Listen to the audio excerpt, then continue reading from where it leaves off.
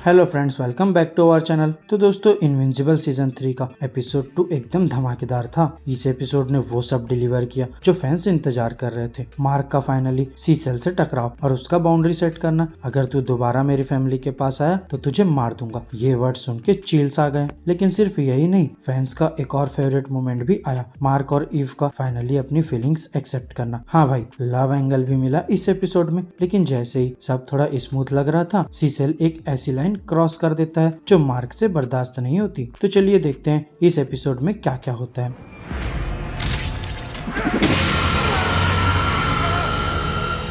सीसेल की सबसे बड़ी गलती। कहानी तब ट्विस्ट लेती है जब डॉग सिस्मिक एक और तबाही मचाने वाला अटैक लॉन्च करता है और सीसेल, जो हमेशा अपनी मॉरलिटी ग्रे स्ट्रेटेजीज के लिए फेमस है, इस बार डार्कविंग 2 और डीए सिंक्लेयर के टेरिफाइंग रीएनिमेंट को गार्डियन की मदद के लिए भेजता है। वो बैटल तो जीत जाते हैं, लेकिन मार्क के लिए इसका कॉस्ट बहुत ज्यादा होता है। मर्डरर्स के साथ काम करना ये हीरो बनने का मतलब नहीं है। ये लाइन क्लियरली दिखाती है कि मार्क की मॉरलिटी सीसेल की तरह फ्लेक्सिबल नहीं है। फिर आता है एक और धमाका। सीसेल मार्क को उस इनफेमस व्हाइट रूम में ले जाता है। ये मेरी प्रोटेक्शन के लिए है तुमसे। सीसेल के ये वर्ड्स एक ऐसी टेंशन बिल्ड करते हैं जो इस एपिसोड का सबसे बड़ा मोमेंट सेटअप करता है।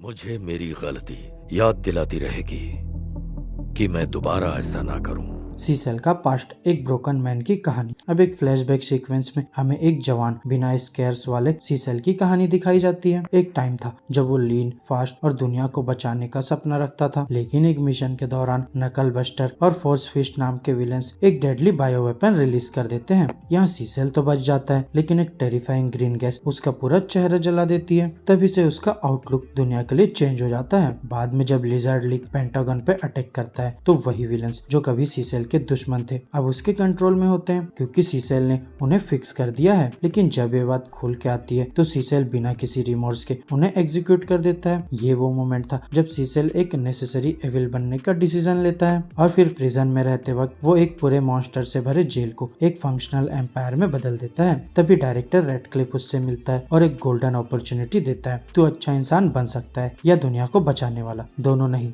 बहुत हो गया।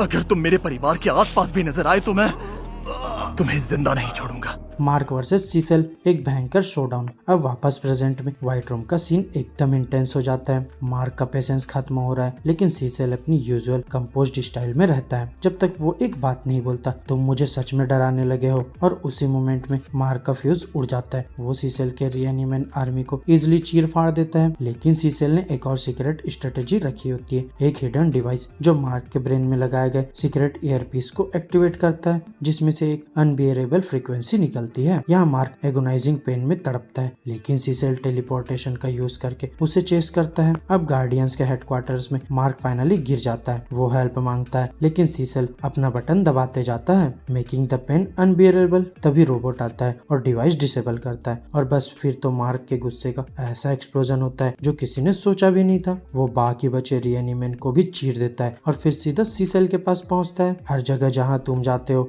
सिर्फ तबाही होती है। ये सब तुम्हारे ईगो की वजह से होता है। सीसेल का ये डायलॉग एकदम अल्टीमेट इंसल्ट लगता है। और फिर बस ये सुन के मार्क लिटरली सीसेल को एक हाथ से उठाकर दीवार पे चिपका देता है। मैं दोबारा तेरे लिए काम नहीं करूंगा, और अगर तू मेरी फैमिली के पास आया तो तुझे मार दूंगा। यही वो मोमेंट है जिसमें गार्डियंस भी शॉक में आ जाते हैं। उनको समझ नहीं आता कि ये सेम मार्क है जो एक टाइम पे एक अच्छा इंसान था। सुन लिया सबने? कौन आ रहा है मेरे साथ? मैं तो आ ही रही हूँ।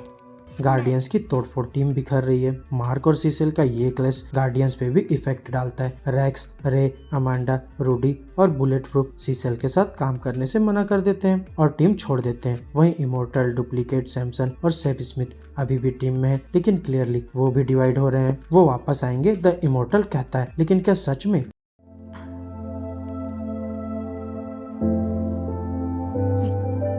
मार्क और ईव लव एमिस्ट कैओस। जैसे ही सब सेटल हो रहा होता है, मार्क अपनी माँ डेबी और ईव को सब बताता है। तभी ओलिवर एक ऐसा सवाल पूछता है जो मार्क के अंदर डाउट क्रिएट कर देता है, भाई तू उसको सीधा मार क्यों नहीं देता? यहाँ मार्क का रिप्लाई सिंपल है, हाँ हम मारते नहीं है, मुझे बस इंश्योर करना था कि वो मुझे सीरियसली ले, बस इतना ही। लेकिन सच में क्या मार्क इस बिलीफ को फ्यूचर में भी होल्ड कर पाएगा? और फिर मार्क और ईव के बीच एक इमोशनल मोमेंट आता है। मार्क कन्फेस करता है कि जब वो पेन में था तब सिर्फ एक ही चेहरा उसके दिमाग में आया, ईव का मुझे पता चल गया है कि ये सिर्फ एक क्रश नहीं है, ये रियल है, हमेशा से रियल था। और फाइनली वो दोनों एक पैशनेट किस शेयर करते हैं और फिर एक नए लव स्टोरी की शुरुआत होती है। दुनिया को खतरों से बचाने के लिए हम सुपर हीरोज की एक टीम ऑपरेट करते हैं, पर तुम मुझे इस दुनिया के नहीं लग रहे। सीसेल की गेम अभी बाकी है। सीसेल इस मोमेंट के बाद भी अपने प्लान एग्जीक्यूट करता है, गार्डियंस को फोर्स करता है कि वो डार्कविंग 2 को अपनी टीम में ले ले। उसके दिमाग में अब भी वही आइडियोलॉजी है, इंसान फिक्स हो सकते हैं। और एक फाइनल फ्लैशबैक में हमें सीसेल और ओमनीमैन का पहला एनकाउंटर दिखाया जाता है। उसी मोमेंट से सीसेल को पता था कि नोलन के अंदर कुछ सीक्रेट छुपा है। और फिर एक फाइनल डायलॉग, हम अच्छे लोग हो सकते हैं या दुनिया को बचाने वाले दोनों नहीं। बस इस एपिसोड ने क्लियरली सेट कर दिया कि आगे सिर्फ एक ही चीज होने वाली है, टोटल वॉर। मार्क ने अब किसी के लिए भी काम करने से मना कर दिया है। तो अब आप बताओ दोस्तों, आप किस साइड हो, सीसेल या मार्क? कमेंट्स में बताओ। तो दोस्तों मेरी आज की इस वीडियो में बस इतना ही। आपको यह एपिसोड 2 का ब्रेकडाउन कैसा लगा, हमें अपने थॉट्स कमेंट बॉक्स में शेयर कर सकते हैं। और अगर वीडियो अच्छी लगी हो तो वीडियो को लाइक करो, चैनल को सब्सक्राइब करो और ऐसे ही लेटेस्ट कंटेंट के लिए बेल आइकन जरूर प्रेस कर लो। अब मैं मिलूंगा आपसे नेक्स्ट वीडियो में, तब तक के लिए बाय बाय दोस्तों।